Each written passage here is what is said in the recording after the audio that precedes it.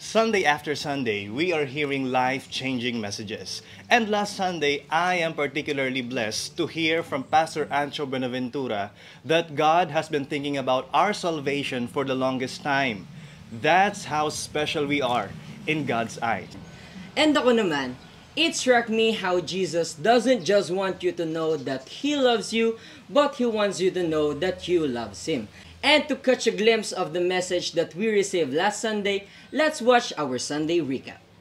Gusto kong malaman mo na sinasabi ni Christ, Peter, alam kong mahal mo. At kaya ko ito tinatanong, Peter, para malaman mo na alam kong mahal mo ko. Alam kong dininay mo ko. Pero Peter, kaya ako namatay sa krus ng Kalbaryo, hindi para parusahan ka. Katulad sa atin dito, hindi pa tayo perfect, sumasabi tayo, right? Marami tayong mga issues. Pero in spite of that, alam mo, kaya ka naririto kasi mahal mo si Lord. Kaya lang hindi na tayo naniniwalang mahal natin si Lord.